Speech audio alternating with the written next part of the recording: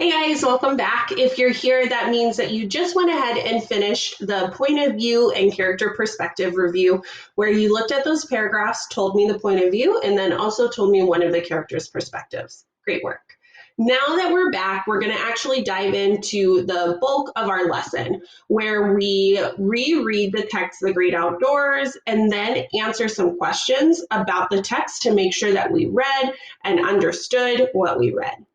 So here is a copy of the text. I'm going to read it out loud again, and then we will answer some questions. So go ahead and kind of snuggle up to the computer because we're going to have a little bit of a read aloud.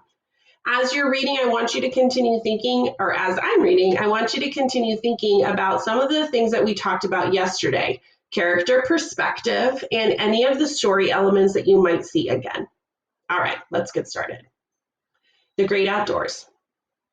I cannot believe you are going camping without wearing cargo pants, Derek, Blake said to his brother. In a place like this, it is not a good idea to wear shorts. You should have worn long pants and boots like mine. Blake pointed to his tough leather boots, which almost reached his knees. I do not care what you say, Derek said to his brother. It is hot today and there are not snakes out here. Maybe not, but poison ivy will have you itching for days. It has happened to me. Blake had a tendency to boast about how experienced he was when it came to the outdoors. It was Derek's first camping trip, and while he had been looking forward to it for a while, he was becoming annoyed with Blake's elaborate stories. However, after a few hours outdoors, Derek began to realize why Blake always wore tall boots. The dry grass had begun to irritate his legs, and the mosquitoes were feasting upon him as the air became cloudier by the minute. Derek was having trouble seeing in front of him. He felt a light raindrop upon his head. Blake, it is starting to rain. I think we need to stop and pitch our tent. Nonsense. We haven't even reached the base of Mount Kaniha yet. That is where the sunset is the most beautiful, and that is where we will pitch our tent. Mom and Dad will be angry if I end up getting a cold. You will be fine, Derek. I will not let you get sick. Why can you not trust your big brother for once? With a slight chuckle, Blake headed forward more brazenly than before, with his younger brother shuffling along in his wake. The rain became more intense, and before long, Derek's flannel shirt was quite damp. Then, all of a sudden, the rain stopped, and the world around him seemed to take a deep breath. We are here, Derek, Blake said as he dropped his pack onto the ground. What do you think? Derek looked up at the sky in wonder at the orange sun glowing like a soft burning candle. This is the most amazing sunset I have ever seen.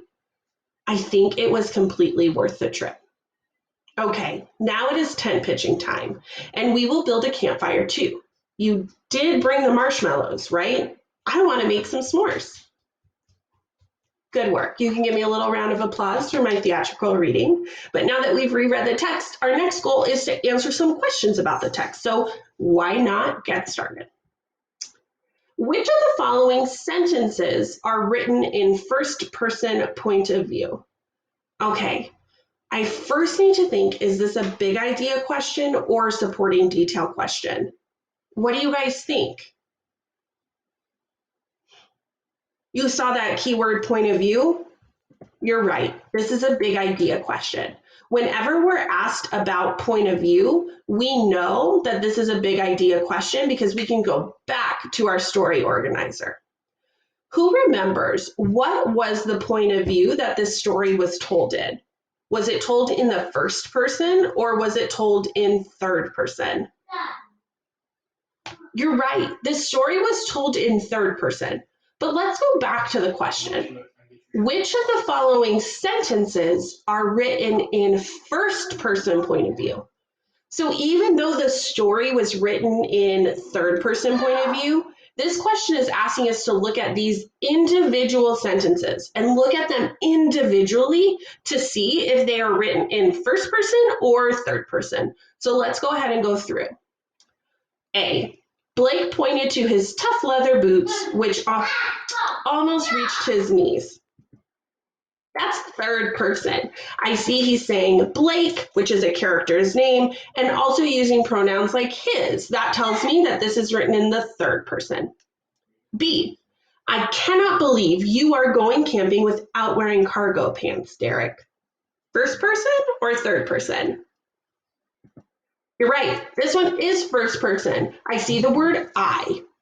That's awesome. And when he is using the word Derek, this is referring to another character. But this is what Blake is saying in the story. So we know that this is first person.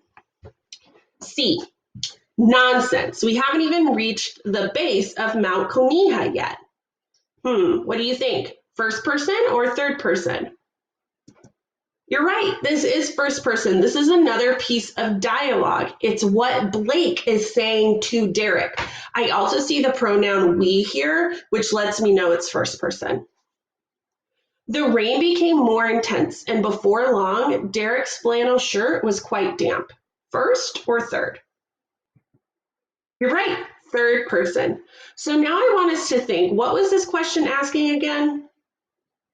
Oh yeah, we're looking for first person. So that means that for this answer, we're going to have two correct answers, B and C. Awesome job. Air high five. Good work. Let's take a look at number 2. Which of the following sentences are written in third person point of view? Oh, this is like the same question, but instead of first person, now I'm looking at third person. So I know that this has to be a big idea question because it's asking me about point of view. But I'm not looking at the point of view of the whole text. I'm looking at the point of view for individual sentences throughout the text. So let's take a look. A, Blake, it's starting to rain. I think we need to stop and pitch our tent. First or third? First person, you're right.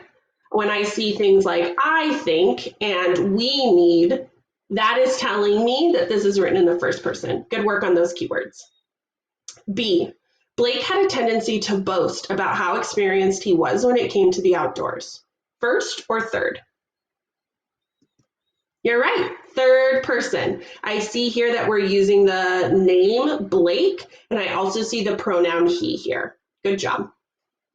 However, after a few hours outdoors, Derek began to realize why Blake always wore tall boots. First person, third person? Third, good work. Why is this third person?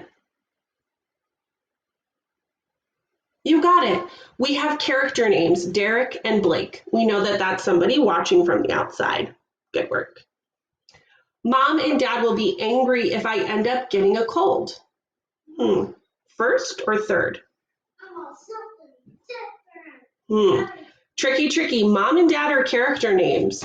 But we see here that he's saying, Mom and Dad will be angry if I end up getting a cold. That's telling me that this piece of dialogue is in the first person.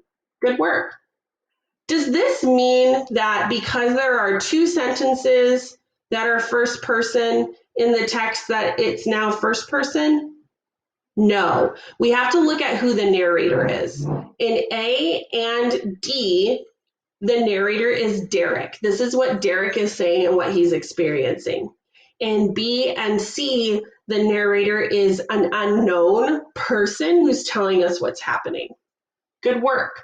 So for this, we're looking for third person. Which ones are third person? B and C. This one you'll have two answers as well. So you should record B and C for number 2. All right, this next one is a little tricky, and it's actually broken up into 2 parts, part A and part B. We're going to do part A together, and then you're going to do number 3, part B on your own, and then number 4, part A and part B on your own.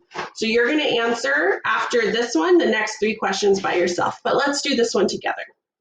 3, part A. How does the setting begin to affect Derek toward the middle of the passage? Is this a big idea question or a supporting detail question? You're right, it's a supporting detail question. It's asking me about something that's happening specifically in this text. And specifically, I'm looking for how the setting is affecting Derek? Well, what was the setting again? Well, they were outside on like a hike to go camping in like some really tall, dry grass in the rain with a ton of mosquitoes. Yeah, that's the setting here. How is that affecting Derek? So does the setting cause him to become annoyed with his brother? Again, that's where I'm looking, right in the middle of the passage. Does the setting cause him to become annoyed with his brother? No, he does become annoyed with his brother, but it's not because it's raining or they're walking through grass or they're camping. He's annoyed with his brother because his brother won't stop bragging. So that's really not relevant to this answer, to this question. B, it causes him to regret ever deciding to go camping. Does the setting cause him to regret it?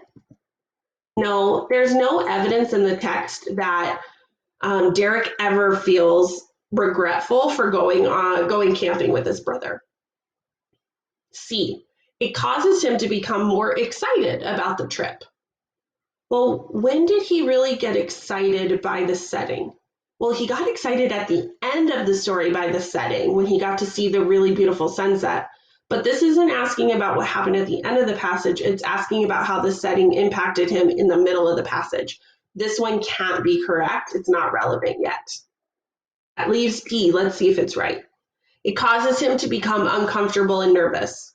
Well, in the middle of the story, he started walking through all that dry grass, and that made his legs really itchy. And then all of those mosquitoes, and then the rain came, and he was really damp. Yeah, he was pretty uncomfortable. I think that one might be correct. Good work. So we've answered 1, 2, and 3, part A together. Now you are going to continue on in this Google form and complete the independent practice. Normally we go to the next page to complete our independent practice, but because you're starting with part B of number 3, I wanted you to be able to see our answer choice for A. So I'm going to show you really quickly what this is going to look like in your Google form.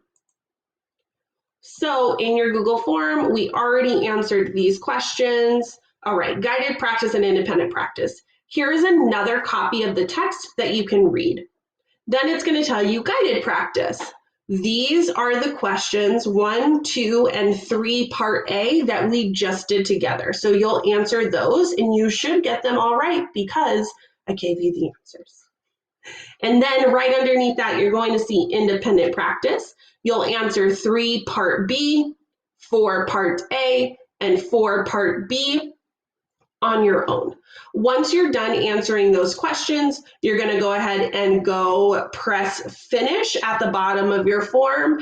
And then don't forget, that means that you've turned the form in, but you have to go back into Google Classroom and you have to mark it as done so your teachers know that you finished the assignment.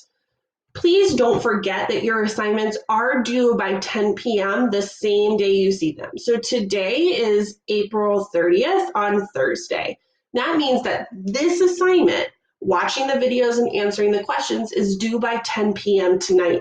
Your teachers will start grading them tomorrow morning, and if they're not done, you're going to earn a 0. A 0 really impacts your grades, so you want to make sure that you're doing them on time. If you get a 0, your teacher will return your assignment to you and tell you that you need to go back and get it done. We are accepting late work, but we want you to turn it in on time so you can get the most points possible. Don't forget, if you have any questions about this assignment, you can come to office hours, which start at 2:45 today. So this assignment is posted at 12, gives you almost 3 hours to complete the assignment before office hours in case you have any questions. Super excited to see the work that you guys produced today, and I will see you in tomorrow's video. Bye, guys.